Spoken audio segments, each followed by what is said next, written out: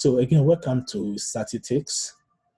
In this course, we're going to continue with our inferential statistics. And here we are going to introduce a new topic, and that is hypothesis testing. So our main objective in these lectures is to go through the concept of hypothesis testing. So we shall go through what is a null hypothesis, alternative hypothesis, what is a type 1 error, and also what is type 2 error. Okay, here we have type 1 and type 1 should be type 1 and type 2 errors. And also we should interpret the level of significance. We're also going to determine whether to use a one-tail or two-tail stat test and also find the p-value. Sometimes I use the term, instead of saying one tail, I may say one side. Two-tail means two sides. And again, we will go through what they mean. Also, to make and interpret the decision based on the result of the stat test, our decision will be based on the value of p we get. Then we are going to write our claim. So this objective is more or less step by step. So in hypothesis testing, we have stages. The first stage, we state our problems. The second step, we state our HO and HA. The third step, we find our Z value. Then we find our p-value, fourth step. The p-value we get, we compare it with the level of significance. Then there we are going to make our decision.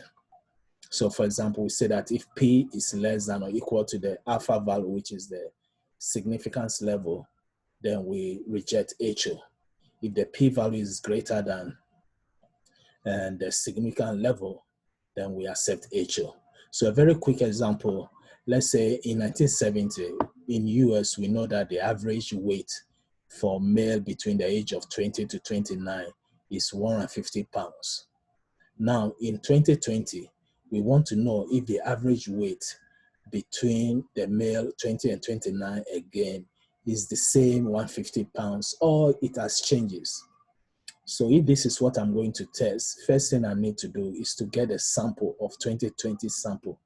In hypothesis testing, we use a sample to do our studies. So I'll get a sample. Then first I'll state my HO. My HO will be the data that I know, the past history data. So in this case, it's 1970.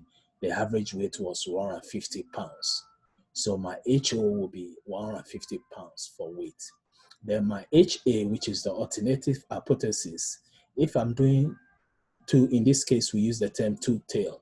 If I'm doing two-side or two-tail, then I will say the weight is not equal to 150.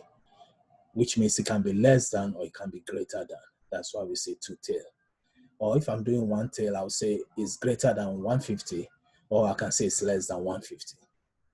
So that's the first step. We state our HA and HO. The second step, we find our Z value. In the Z value here, we are going to use the sample mean weight minus the population mean of 1970 divided by the standard deviation of the sample, which will be the standard error. Normally, the standard error will be the population standard deviation divided by square root of the sample size. Now, when we get that value, we go to the standard normal table. Then there we are going to look for the p-value based on the Z value we have. Now, when we get the p-value, we compare it to the level of significance, which is the alpha value. If the p-value is less than or equal to the alpha value, then we reject HO. If it's greater, the p-value is greater than the alpha value, then we accept HO, which means the average weight in 1970 and 2020 hasn't changed. 1970 hasn't changed. So again, let's go through the steps. So the first step, what is a hypothesis test? We already said hypothesis test is a process of using what? A sample to test a claim about a population. In my example, I know the population 1970, their average weight for the male between 20 to 29 is 150 pounds. So I'm taking a sample of 2020 to test that claim of 1970. So hypothesis test is a process that uses sample statistics to test a claim about the value of a population parameter. So for example, an automobile manufacturer advertised that its new hybrid car has a mean mileage of 50 miles per gallon. Now, to test this claim, so this is what we know already. Now, to test this claim, we have to take a sample. So a sample will be taken. If the sample mean differs enough from the advertised mean, then you can decide that advertisement is wrong. So again, that's the whole concept of hypothesis test. We have a claim of a population. So we are going to take a sample to test that claim. So what is a stat hypothesis? It's a statement or a claim about a population. So that's our hypothesis test. And we need a pair of hypotheses. One that represents the claim and the one is complement. So the one that represents the claim is called a null hypothesis. And the one that opposes it or the complement of it is called the alternative hypothesis. So when one of these hypotheses is false, the other must be true. So if HO, which is the null hypothesis, is false, then HA, alternative hypothesis, will be true. Or if I put an alternative hypothesis is true, then HO will be false either. So we said first the null hypothesis. This will be the stat hypothesis that contain the statement. And we always use the equality sign such as less than equal or equal, greater than or equal. And this will be the claim of the population, the null hypothesis. So we use HO to denote it, which read H sub 0 or H naught. I may call it HO, I guess H naught or H sub 0. So H naught is the claim of the population. Then we have the alternative hypothesis. So this will be a statement of inequality, such as greater, not equal, or less.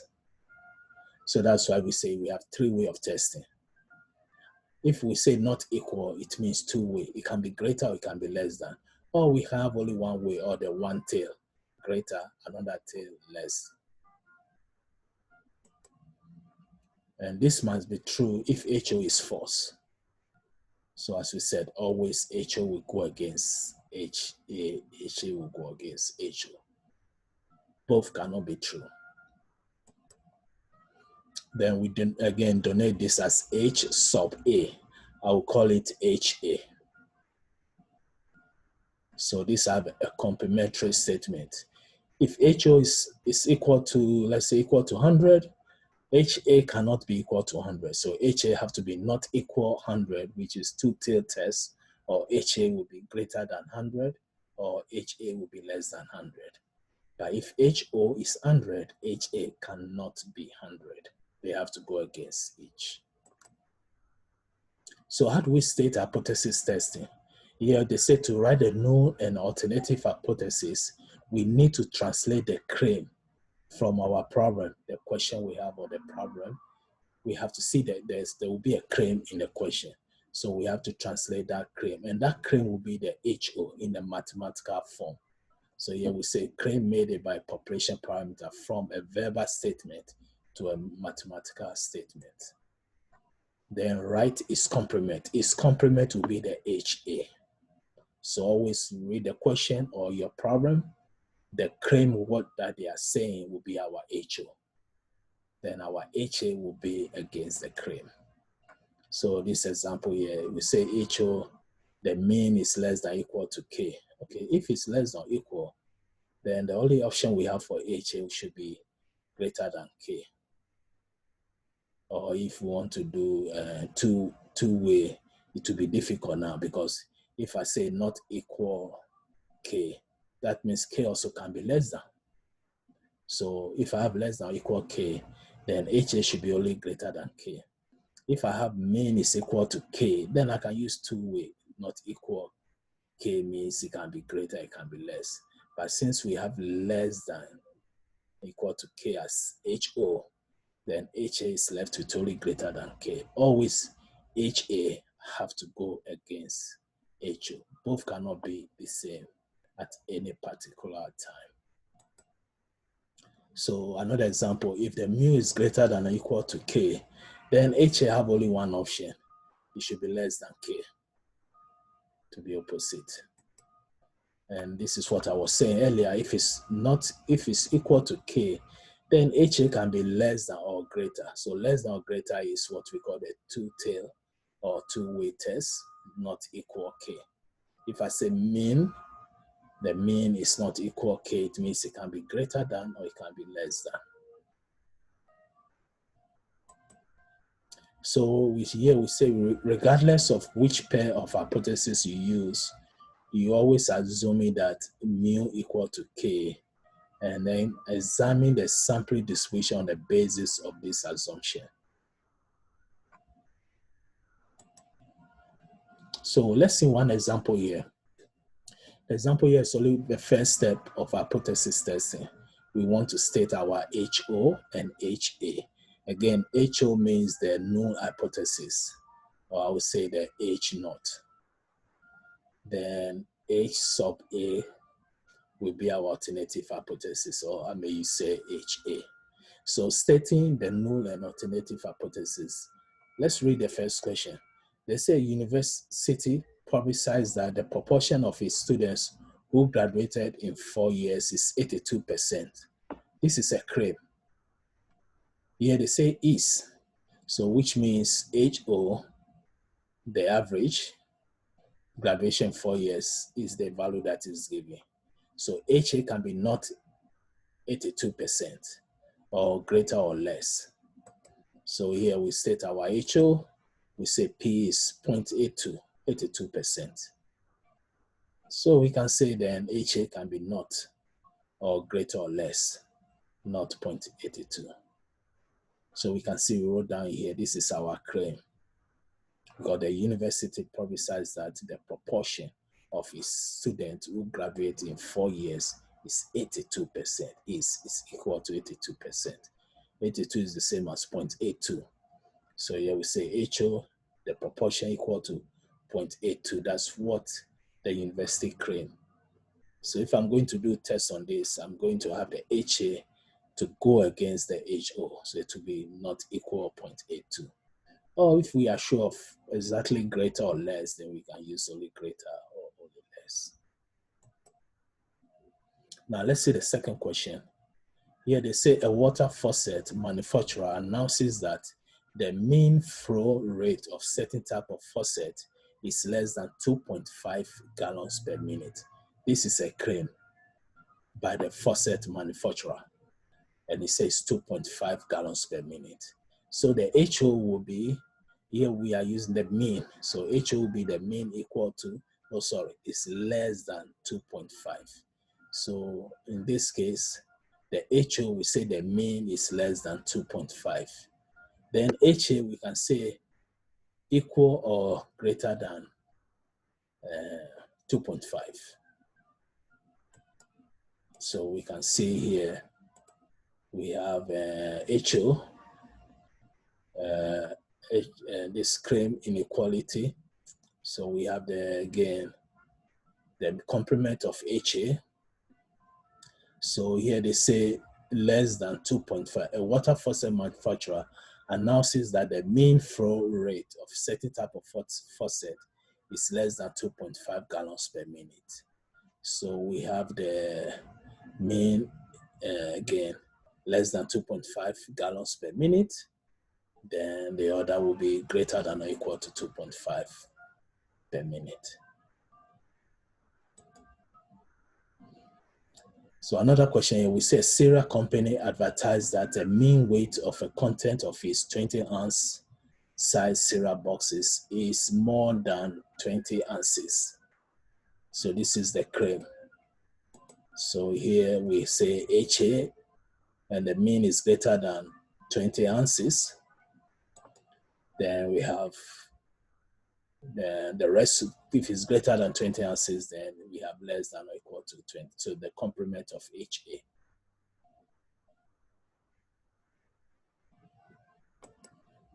So let's move next to the types of errors. In hypothesis testing, we always have two types of errors. We have type 1 and type 2 errors. So no matter which hypothesis represent the claim, always begin the hypothesis testing, assuming that the equality condition in the null hypothesis is true. So at the end of the test, one of these two decisions will be made: reject the null hypothesis or fail to reject the null hypothesis. So what type 1 error means that we will fail to reject false hypothesis, which we're supposed to. We accepted it.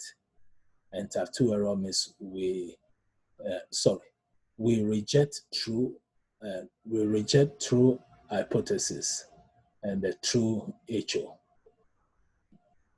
Then we accept the false HO. Those are the two possible errors. One error again is accepting a wrong one. So we accept false or we reject true HO. And then here we say, because your decision is based on a sample, there's a possibility of making the wrong decision. Again, we are using sample. We know every time we collect a new sample, for sure, there will be a differences in the mean value or the standard deviation, etc. So those are the error. Type 1 error means we reject the true HO. Reject the true HO. And type 2 error means we accept the false HO. So we have actual truth of HO.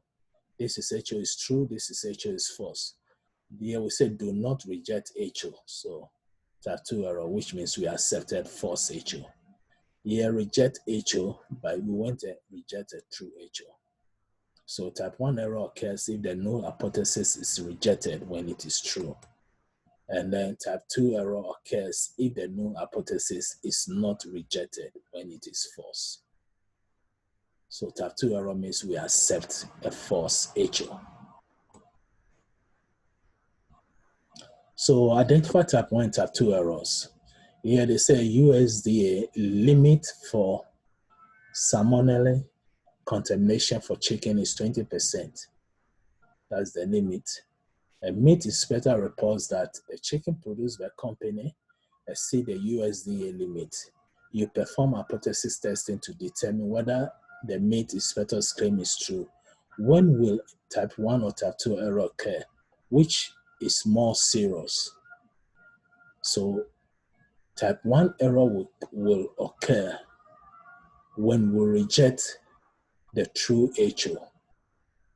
Type 2 error will occur when we accept false HO. And since this is based on contamination, the most serious one will be we accept something that we're supposed not to accept. So the serious will be the type 2 error. So let's look the answer here. So we have our hypothesis testing. We say let P represent the proportion of chicken that is contaminated. So we have the claim to be P greater than 0.2, then P is less than or equal to 0.2. And with chicken meat's USDA limit, the P should be less than or equal to 0.2. When you exceed the L, exceed will be greater than 0.2. So the type 1 error is rejecting HO when it is true. And then type 2 error, the actual proportion of contaminated chicken is less than or equal to, which is good, but we reject it. Then type 2 error is failing to reject HO when it is false. So the actual proportion of contaminated chicken is greater than 0.2, but you do not reject it. With a type 1 error, you might create a health scare and hurt the sales of chicken producers who were actually meeting the USDA. So I met the USDA limit, but you again rejected me, which means I can't sell. This will not really have any serious impact on health issues, only that sales will go down for the chicken producers. But the type 2 is the most serious. Again, the question says which of the two will be serious. The type 2 error, you could be allowing chicken that exceed the USDA contamination limit to be sold to consumers. So type 2 error could result in a sickness or even death. So type 2 error will be very serious. Because based on the question, they said the limit to be 20% of some contamination, let's say 0.2% of contamination. And if it's more than 0.2, it's not good. The checking is not good. So if type 1 error means I'm rejecting something that met the standard that I'm supposed to sell, which means it's less than or equal to 0.2. Type 2 error means I'm accepting something that it overpass. We have too much contamination, more than 0.2. So if I accept checking that the contamination is high, of course, that can result to death or sickness. So again, type 2 error is the most serious error. So far we get the concept of what is HA, what is HO, and also type 1 and type 2 error. So we'll move next to the level of significance. So level of significance here, they say your maximum allowable probability of making a type 1 error.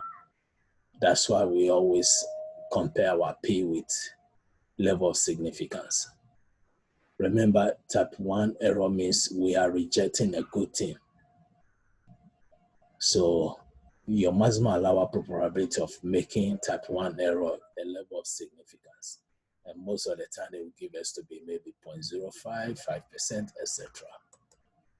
And it's donated by the symbol alpha and the lowercase Greek letter alpha.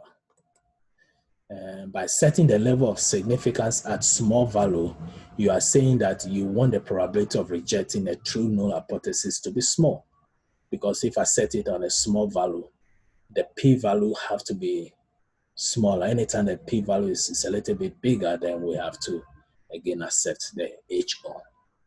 So here we say by setting the level of significance at a small value, you are saying that you want the probability of rejecting a true null hypothesis to be small.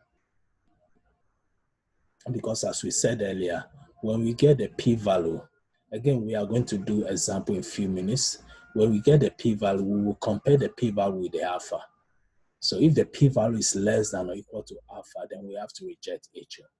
If the p-value is greater than alpha, we have to accept HO. So that's why here we are saying is the probability of rejecting true null hypothesis to be small. If the alpha, we set the alpha level to small.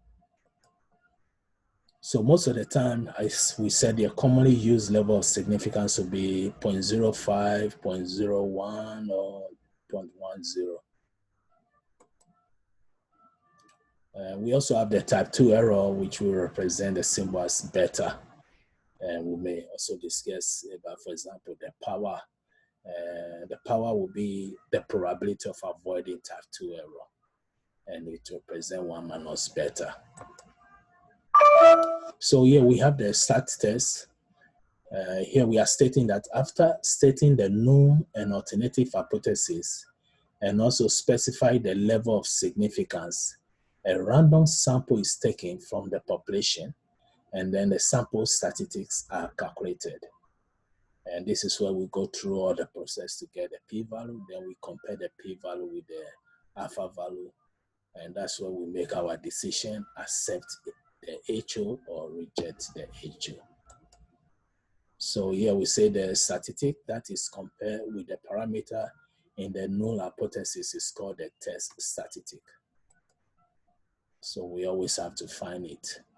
So population parameter, we have mu. Test statistics is a sample, so it's X bar. Then we can use the standardized test statistics, the Z or the T. Now we use the Z when the sample size is big. Here it's greater than or equal to 30. And also we use the T when the sample size is less, if it's less than 30. And we may go through this too. Then we also have the population for proportion, the sample proportion. If we are testing proportion, we will go through this in section 7.5. Well, when we are testing proportion, we use the Z-test. But when we are testing for the mean, we can either, the mean will depend on the size of the sample. So we can either use the Z-test or we can use the T-test.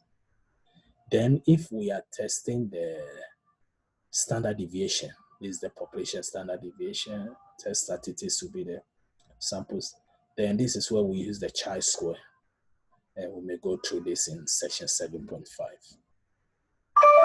So we can see the first step, understand your problem. Second step, state your HO and HA. Then the third step, you do your test statistics. Which test depends on if it's the mean, again we talk, depends on the sample size. We can either do the Z test or the T test. Proportion, we always do the Z test. Then if it's standard and we are testing the variance, then we do the chi-square. So next we move to the p-values. So p-value will be our probability value. So here we say the probability if the null hypothesis is true of obtaining a sample statistic with a value as extreme or more extreme than the one determined from the sample data.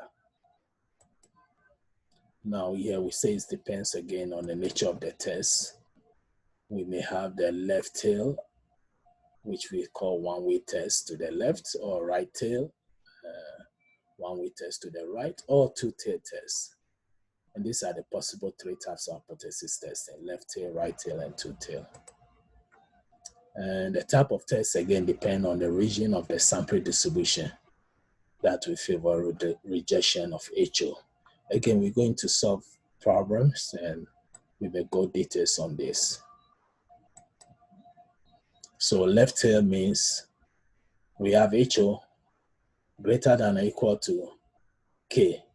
So HA should be less, so we go to the left side, lower. So the alternative hypothesis HA contains the less than inequality symbol. So this is how, if you have a normal distribution, this will be our left tail. P is the area to the left of the test statistic. Because here HO will be greater, HA will be lesser. And then we have the greater side, the right tail. So we look at the diagram here. The reason why, because HA is greater than HO if you are using any test statistics. So HO is the mean is less than or equal to K. Here the mean is greater than K. Then we have the two-tail. Two-tail, as we said earlier, equal, not equal. So we can see it's in both sides. So normally in two-tail, when we get the p-value, we multiply by 2 before we test it with a level of significance. So here the question says we should identify the nature of a test. And the question says for each claim, state HO and HA. Then determine whether the hypothesis test is left tail, right tail, or two-tail. Sketch a normal sample distribution, shade the area for the p-value. So here they say a university publicized that the proportion of its students who graduate in 4 years is 82%, which is 0.82. So each will be equal. So this will give us two-tail. P equal to 0.82. So P not equal to 0.82. So it's two-tail test. We draw the diagram, then we shade our left and right tail section. Now here they say a water faucet manufacturer announces that the mean flow rate of certain type of faucet is less than 2.5 gallons per minute. So here we are using less than. So if it's less than, we have one left tail, less than, so we get.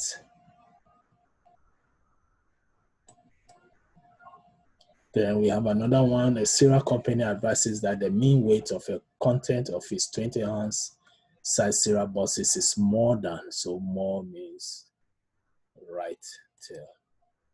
So greater than, right tail, and we have it.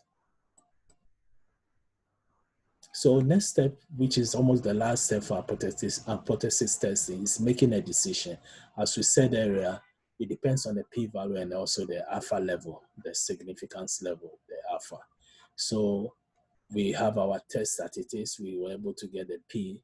Now, if the P is less than or equal to alpha, then we reject HO. If P is greater than alpha, then we fail to reject HO, which means we accept HO. So that's the only decision we are making here, how to accept or reject HO. It depends on the p-value and also the alpha level or the significance level.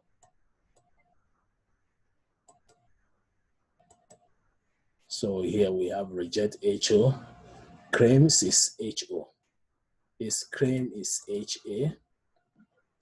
We reject HO. There is enough evidence to reject the claim. Fail to reject HO, we can say there's not enough evidence to reject the claim. This is a form of writing the decision. And here we can say there's enough evidence to reject the claim. If the claim is HA, or there's enough evidence to support the claim. There is not enough evidence to support the claim. So here they say we should interpret a decision. You perform hypothesis tests for the following claim. How should you interpret your decision if you reject HO or if you fail to reject HO? So the claim here is a university again publicized that the proportion of its students who graduate in 4 years is 82. So the claim is represented by HO, it's 82. If you reject HO, you should conclude that there's sufficient evidence to indicate that the university claim is false if you reject HO. Now, if you fail to reject HO, then we can say that there's insufficient evidence to indicate that the university claim of 4 years is false. So this means we accept it's not false. The whole concept of this section is that there's a way we have to interpret our decision. For example, I cannot use HO. I cannot say, okay, I accepted HA. Or because HA is what we are using to test. So always our decision will be based on HO, whether we accepted HO or we failed to accept HO.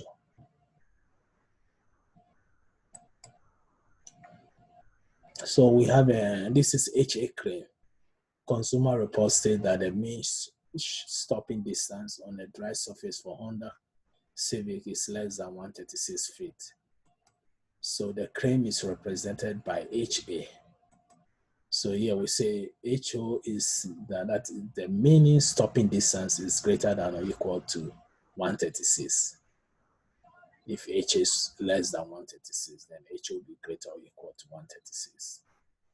So here we can say if you reject HO, then we will conclude that there's enough evidence to support the consumer report claim that the stopping distance for a Honda Civic is less than 136 feet. Because we reject HO, we have to accept what is for HA. Otherwise, if we fail to reject HO, then the HA that they give us is false. So here we say there is not enough evidence to support the consumer report, which is the claim that they made. So these are the steps for hypothesis testing, and that's the first thing that we went through. It's very important because the steps are in sequential order. We have to do first before second step. So here, first thing we do, we have a problem. We understand our problem. So the first thing we do, we state our HO and HA. Then the second step, we specify our alpha. Most of the time, the level of significance will be given to us. We will know it from the problem. Then the third step, we have to determine our standardized sample distribution and draw its graph. Then calculate the test statistics and the standardized value. Add it to your diagram here. So now if we know the test statistics, then the next step, fifth step, will be we find the p-value. After we find the p-value, the decision is coming. So you use your following decision rule. So again, these are 6 steps. Normally I always say 4 steps. The reason why I say 5 steps, because I always take the level of significance. The level of significance, we do not calculate it. Always it will be given to us. If it's not given, most textbooks will use the default value as 10%, 0.1. So normally what you have to solve, you have to state your HO and HA. Alpha is given. You also have to determine the standardized sample distribution, draw its graph, then calculate the test statistics and the standardized value. Then you had it, then you find the p-value, then from there we can make our decision. If we have the p-value and we know the alpha, then the decision will be made. If p is less than or equal to alpha, we reject HO. If it's greater, then we accept. So reject HO or fail to reject HO. Then we can write a statement to interpret the decision in the context of the original claim. What we mean by this is if the question said, okay, the average weight was 50 pounds in 1980, we will say the average, if we reject HO, then we say the average weight is not that amount in that particular year. It's not. So in summary, in these lectures, we start with our hypothesis testing. It's a very long topic. We just did the introduction first. Here we didn't do any tests.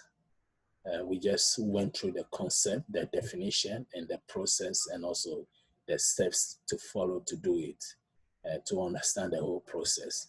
In our next lectures, we are going to do our test statistics using the z-value.